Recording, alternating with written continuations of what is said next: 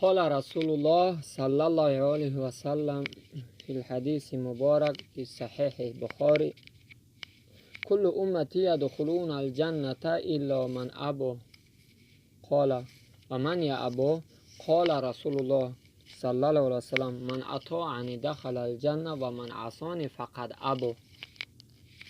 پیغمبر گرامی صلی الله علیه و سلم در این حدیث مبارک به پیروان خود تذکر داد، خبر داد که هر کسی که از من اطاعت کند، پیروی من کند، داخل جنت که خداوند وعده کرده است نصیبش می شود و هر کسی که اطاعت نکنه نصیب اون نمیشد. گفتن یا رسول الله کس هست در دنیا کسایی که جنت نخواهند؟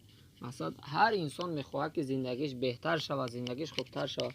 هسته در دنیا انسان هایی که جنت پروردگار را نخواهند؟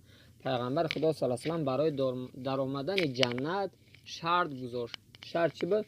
گفت و من اطاعنی دخل الجنه. هر کسی که اطاعت من کند داخل جنت میشه و هر کسی از من سرپیچی کند داخل جنت نمیشه.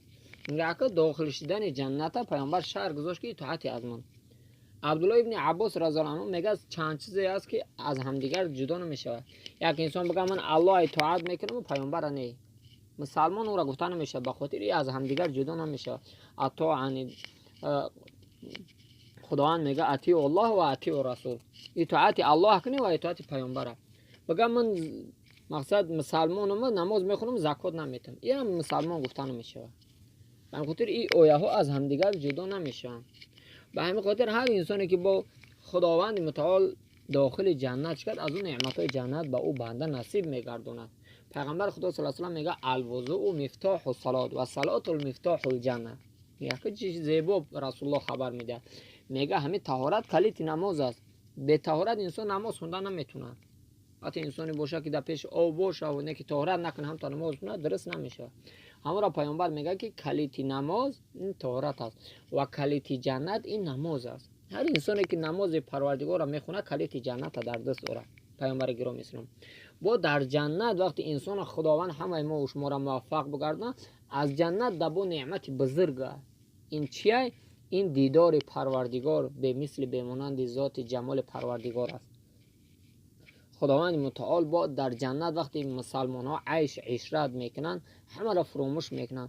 الله از اونها پرسان میکنه که در دنیا با یک چیز آرزو میکردید، تمنا میکردید، بنده میگن یا الله مهربان آخه در این جنت که پر از همون نعمت ما به این اندک عمل کردیم نصیبی ما گرنه، با از این در نعمت بالا چی است؟ میگه رفته پرسان کنید از اهل علم تو که با از جنت در نعمت بالا چیه؟ وقتی پرسان میکنن میگن این دیدار پروردگار است. بنده دیدار پروردگار، جمال پروردگار مثل مهتاب شب 14 میبینن، حشر میره و از جمال پروردگار. به همین خاطر در آمدن اینجا که موضوع ما و شما اطاعت الله، اطاعت پیامبر در اونجا شرط گذاشت که هر کسی اطاعت من نکنه داخل جنت میشه و هر کسی از من سرپیچی کنه داخل جنت نمیشه. به این خاطر هر کجا که باشه در برابر قرآن عمل کردن از سنت پیامبرم ضرور است. و آخر دعوانا ان الحمد لله رب العالمین.